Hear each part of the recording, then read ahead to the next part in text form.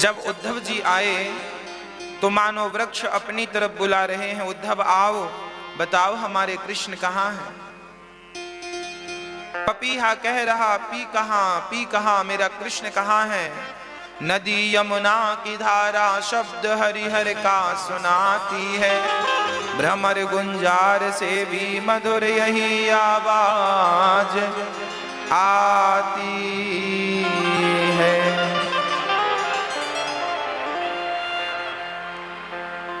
अब उद्धव जी महाराज जब वृंदावन में प्रवेश किए, आगे बढ़े, लोगों ने देखा ये तो कृष्ण जैसे हैं, दौड़कर गिर पड़े। ब्रजवासी लाला हमारो कन्हैया ही तो आ गयो। उद्धव जी बोले मैं कृष्ण नहीं हूं, मैं तो उद्धव हूं।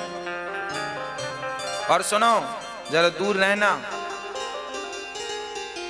ब्रजवासी समझ गए कि ये अहंकारी कृष्ण नहीं हो सकते। उद्धव जी ने किसी से पूछा भैया ये माँ यशोदा कहाँ रहती हैं। उद्धव जी को बताया ये सीधा चले जाओ, ये जल की धार आ रही है, किनारे किनारे चले जाओ, तुम्हें दर्शन हो जाएगा। उद्धव जी बोले घर से जल क्यों निकल रहा है। बोले जल नहीं है, जिस दिन से कृष्ण गए हैं उस दिन से माँ यशोदा बस रोती जाती हैं, रोती। उस दिन से वो नंद बाबा की 9 लाख गैया, वो ग्वालवाल, वो ब्रजवासी, वो सखा, वो गोपियां, सारे लोग रोते हैं तो सबके आंसू की एक छोटी सी धार बन गई है।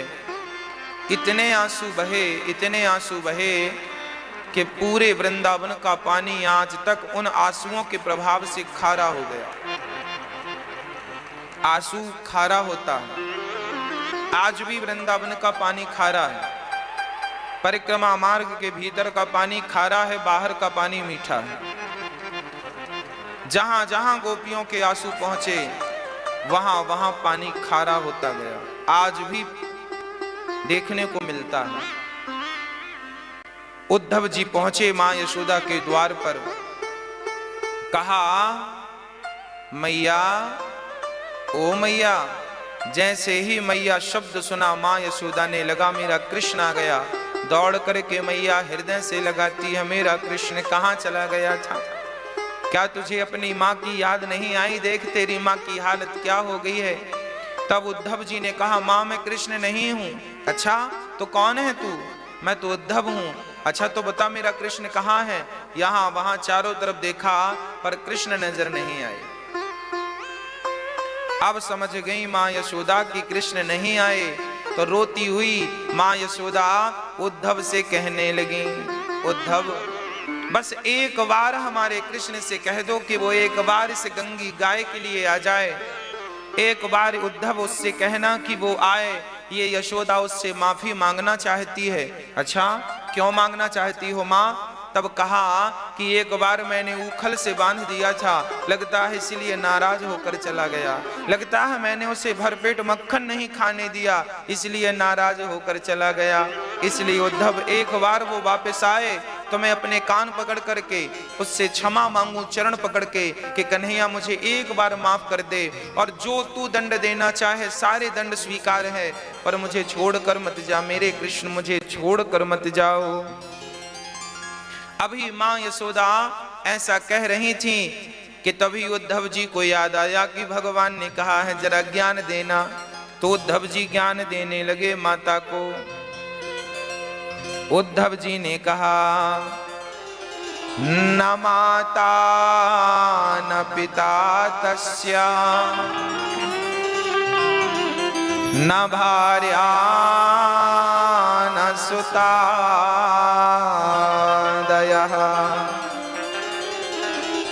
नात्मीयो न परश्चापि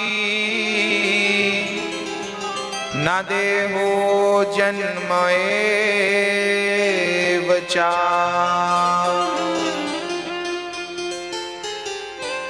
देखो वो भगवान है माँ, जिसे तुम अपना पुत्र अपना लाल समझ रही हो, वो भगवान है ना। वो किसी के पिता है ना पुत्र है ना माई है ना बाप है, वो भगवान है।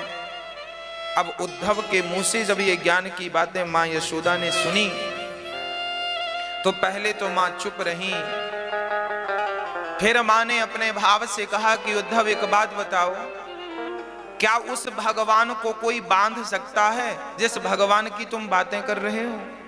नहीं, अरे कोई नहीं बांध सकता, पर मैंने बांधा है। क्या उस भगवान को कोई अपनी गोद में उठा सकता है? उद्धव ने कहा नहीं। मां ने कहा मैंने उठाया है। अर्थात उद्धव वो तुम्हारे लिए भगवान होगा, पर वो तो हमारे लिए केवल हमारा पुत्र है, केवल बेटा है। इससे ये बात स्पष्ट हो गई कि भक्त भगवान से एक रिश्ता जोड़ ले और उस रिश्ते के लिए रोए कि भगवान मेरे बेटा है, मेरे पिता है, मेरे गुरु है, मेरे सखा है। जो रिश्ता बनाओ भगवान सारे रिश्ते मंजूर कर लेते हैं। त्वमेव माता च पिता त्वमेव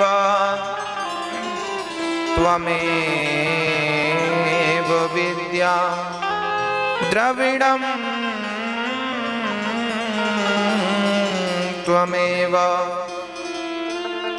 त्वमेव माता च पिता त्वमेव बन्धुश्च सखा त्वमेव विद्या द्रविड़ं त्वमेव सर्वं मम देव। आप ही हमारे सब कुछ हैं। आज उद्धव जी मां को समझाए और कृष्ण की चर्चा करते करते रात बीत गई। अब सुबह उद्धव जी महाराज पहुंचे गोपियों के पास। गरज पहुंचे वहां था गोपियों का जिस जगह मंडल, वहां थी शांत पृथ्वी वायु धीमी व्योम था निर्मल। सहस्त्रों गोपियों के मध्य में श्री राधिका रानी, सभी के मुख से रह रह कर निकलती थी यही वाणी। कौन सी वाणी निकलती है? प्रेम जगत में सार और कुछ सारे नहीं। कहा उद्धव ने बढ़कर मैं मथुरा से आया हूँ, सुनाता हूँ संदेशा श्याम का जो साथ लाया हूँ। हाँ सुनाओ कि जब यह आत्म सत्ता ही अलख निर्गुण कहाती है, तो फिर क्यों मोह वश होकर वृथा गुणगान गाती है। उद्धव जी ने कहा देखो यह आत्मा ही परमात्मा है, तो फिर उस परमात्मा के लिए रोना कैसा। तब गोपियों ने कहा उद्धव देखो यदि आत्मा ही परमात्मा है तो श्री राधिका रानी ने कहा श्री राधिका ने तुम संदेशा खूब लाए हो, मगर यह याद रखो प्रेम की नगरी में आए हो। संभालो योग की पूंजी न हाथों से निकल जाए, कहीं बिरहाग्नि में यह ज्ञान की पोथी ना जल जाए। हाँ तब राधा रानी ने कहा कि जिस परमात्मा की तुम बात कर रहे हो ना उद्धव, आंख बंद करके ध्यान करो। उद्धव जी ने कहा जिस परमात्मा के लिए तुम रो रही हो वो तो भीतर समाया है, आंख बंद करो और हृदय में दिव्य ज्योति का कृष्ण का स्वरूप का ध्यान करो। तब उद्धव से गोपियों ने कहा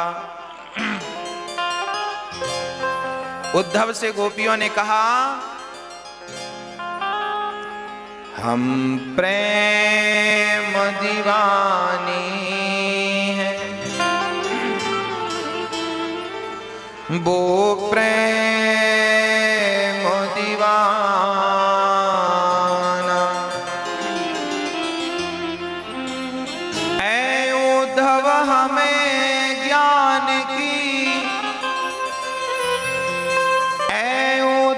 हमें ज्ञान की पोथी न सुनाना। क्यों नहीं सुनाए? तब उद्धव से गोपियों ने कहा, हम प्रेम दीवानी हैं, वो प्रेम श्याम का, श्याम हमारा का, राम राम में रम रहा, ये मत वाला है अब योग का नहीं कोई ठिकाना। ऐ उद्धव हमें ज्ञान की पोथी न सुनाना। क्यों? हम प्रेम दीवानी हैं, वो प्रेम दीवाना।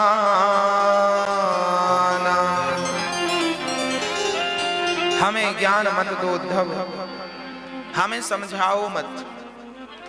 जिस ज्ञान को तुम समझा रहे हो, एक सखी ने कहा कि जिस परमात्मा को तुम आंख बंद करके देखना चाहते हो, वही परमात्मा को तो हम खुली हुई आंखों से देखते हैं, उसी परमात्मा को हम सर्वत्र देखते हैं। हमें तो खुली आंख में दिखता है। एक सखी आऊंगा, आज तक नहीं आया, 2 दिन बाद कहना जब आना ही नहीं था तो कहा क्यों कि 2 दिन बाद आ जाऊंगा। भगवान को भी मजबूरी बस कहना पड़ा, इसलिए कहना पड़ा कि यदि कह देते कि मैं कभी नहीं आऊंगा तो भगवान की गोपियां प्राण त्याग देती इस वियोग में कि कृष्ण तो अब आएंगे ही नहीं। कम से कम ये कह दिया कि 2 दिन बाद आएंगे तो वो इंतजार में जिंदा तो हैं। इसलिए एक सखी रोती है तो दूसरी समझाती है, आशा रख पगली आएंगे, आशा रख पगली आएंगे, हरि आएंगे, हरि आएंगे, हरि आएंगे, हरि आएंगे।